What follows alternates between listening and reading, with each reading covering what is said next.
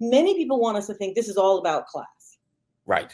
It is just that Black people are disproportionately poor. And if that were not the case, if we had a class revolution, then this would end. And that is, so there's no evidence for that whatsoever. And the reason that's not true is because Black poverty is created. It's not a fact of life. It is created by racism and by classism, right? And so the status of Black people is not something that we can sort of freeze in place and say what makes it work is capitalism, because first of all, many middle class and upper middle class Blacks face significant modes of economic and social discrimination that has a huge impact. That has nothing to do with being disadvantaged on a class level. Right, which you talk about in your book, by the way. Exactly, right. And I also talk about, look, if you can't see how race is functioning within class and outside of the class hierarchy, then you can't understand systemic racism.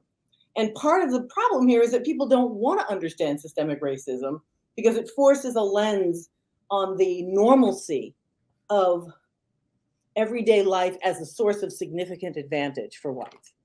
It makes them have to imagine that they are, no matter their point of view, no matter their political value, basically are living in a society which they may hate. They may hate this fact, right? That it creates this profound disadvantage versus an advantage, but they still benefit. They get a Trumpite and a Kamala Harris live right next door to each other. They're both going to have the advantages that many African Americans would not have. So if we say class matters, but that this isn't fundamentally a class-based problem, which is what, in terms of the political arena, that's what Bernie Sanders was arguing.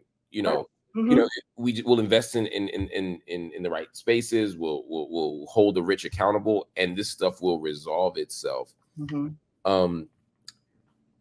If we recognize that that's not it, that there's something else here, how intractable does the problem become? Like, can we fix this, or are we always going to be in a world or a society, at least in the United States context, where there's going to be anti-Black racism and where there's going to be systemic inequality?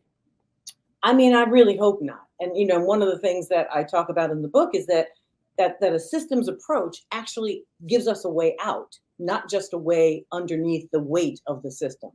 So before I answer that and explain that a little bit more, I think it's really important to realize that class inequality is pretty intractable too. I mean, I think that somehow racism is just going to be so intractable. We can't. This but capitalism is in, right? There's nothing more easy to give up on than fighting racism. Man, we've been doing. Who wants to? It ain't gonna change. Like as if class has not been the driving factor of the modern West for several hundred years, and in fact, how many Gilded Ages are we gonna have?